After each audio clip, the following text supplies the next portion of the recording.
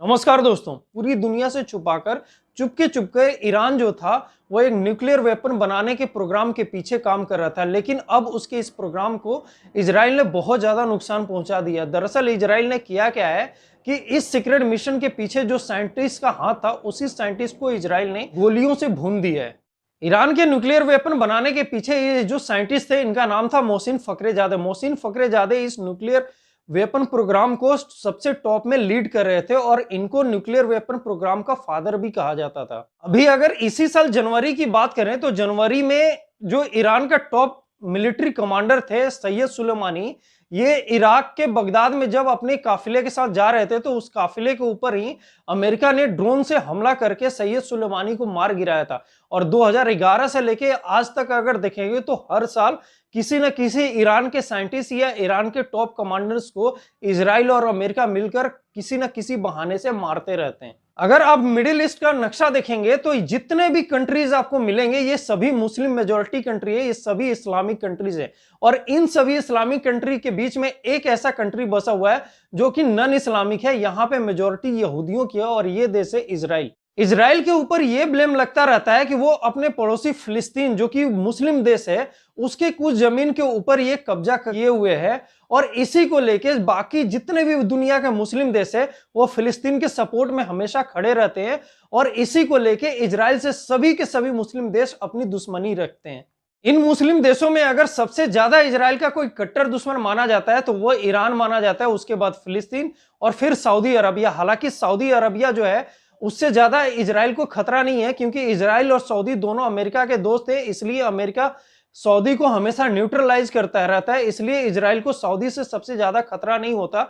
और रही बात फिलिस्तीन की तो फिलिस्तीन एक कमजोर देश है, इजराइल के मुकाबले वो कहीं टिक नहीं पाएगा। अगर उसे किसी दूसरे मुस्लिम देशों का साथ नहीं मिला तो फिलिस्तीन की इतनी औकात नहीं कि वो इजराइल से सीधा टक्कर ले, इसलिए फिलिस्तीन से भी इजराइल को कोई ज्यादा खतरा नहीं है। लेकिन ईरान एक ऐसा देश है जिसका दुश्मनी इजराइल से भी है और अमेरिका से भी है। इजराइल और अमेरिका दोनों ऐसे देश हैं जो पूरी दुनिया के अंदर हमेशा ये बात रखते हैं कि ईरान एक सीक्रेट मिशन के तहत न्यूक्लियर वेपन बना रहा है और इस न्यूक्लियर वेपन से सबसे ज्यादा अगर किसी को खतरा था तो वो था इजराइल। और इजराइल एक ऐसा देश है कि जो अपने ऊपर उठने वाले हाथ को सबसे पहले ही काट देता है। इससे पहले कि कोई देश उसका कुछ नुकसान करे इजराइल उस देश के ऊपर पहले ही हमला कर देता है। यही कारण है कि उसको जैसे ही भनक लगा कि ईरान सीक्रेट मिशन के तहत न्यूक्लियर वेपन बना रहा है तो पहले उसने पता किया कि कौन से साइंटिस्ट इस न्यूक्लियर वेपन के पीछे है। और जैसे ही पता चला कि मोहसिन फखरेजादे नाम का साइंटिस्ट न्यूक्लियर वेपन बनाने के पीछे काम कर रहा है, उसने इसके पीछे अपने इंटेलिजेंस कंपनी मोसाद को लगा दिया और मोसाद ने एक ऐसे मिशन को अंजाम दिया कि ईरान के अंदर घुस के जब ये मोहसिन फखरेजादे अपने घर से ऑफिस की तरफ जा रहे थे तभी रास्ते में उनको गोलियों से भुनवा डाला। अमेरिका तो हमेशा से ही ईरान के ऊपर यह भी ब्लेम डालता है कि ईरान एक ऐसा कंट्री है जो हमेशा से टेररिस्ट ग्रुप्स को हमेशा से सपोर्ट करता है, फंडिंग करता है। ऐसे में अगर ईरान न्यूक्लियर वेपन्स बना लेता है तो ये न्यूक्लियर वेपन टेररिस्ट के हाथ में भी जा सकता है और ये टेररिस्ट जो है उस न्यूक्लियर वेपन का इस्तेमाल अमेरिका के खिलाफ करेंगे। इसलिए ईरान कभी न्यूक्लियर वेपन ना बना पाए, ऐसा करने के लिए अमेरिका ने ईरान के ऊपर बहुत बड़े बड़े प्रतिबंध लगा रखे।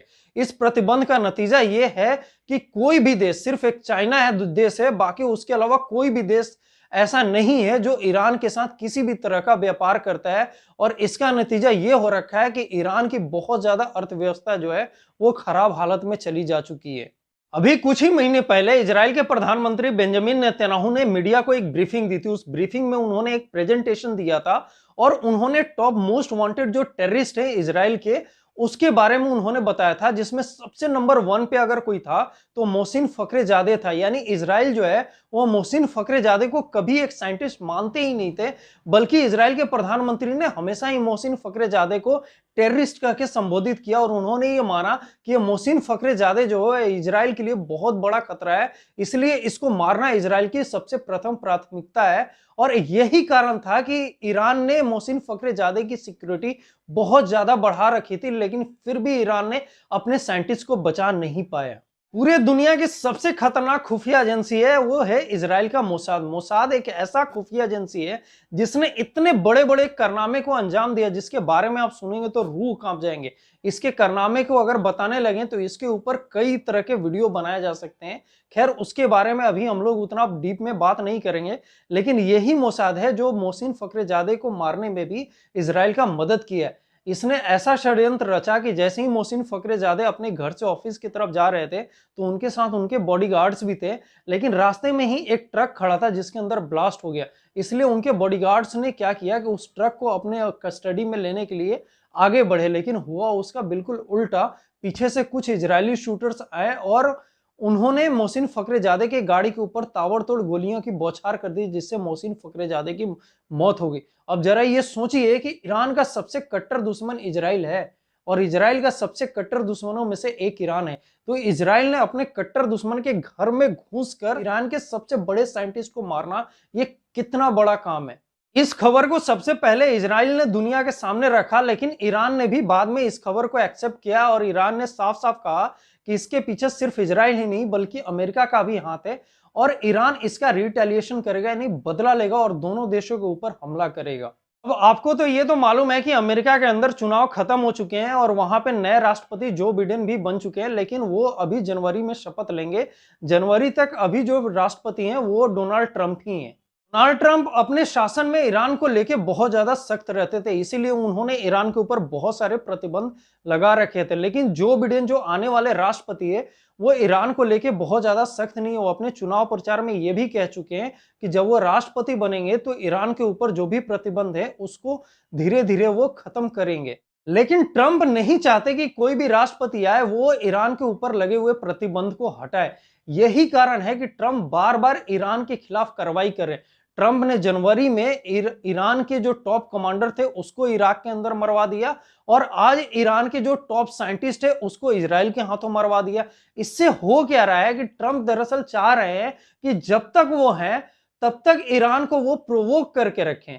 वो चाहते हैं कि ईरान कुछ ना कुछ अमेरिका के ऊपर कार्रवाई करे, जिससे अमेरिका डायरेक्टली क्या करे कि ईरान के साथ युद्ध में चला जाए, जिससे अमेरिका और ईरान के बीच के जो रिश्ते हैं वो हमेशा के लिए बर्बाद हो जाए और आगे कोई भी राष्ट्रपति अमेरिका के अंदर हो कभी भी ईरान के ऊपर जो प्रतिबंध लगे उसको वो हटा ही ना पाए।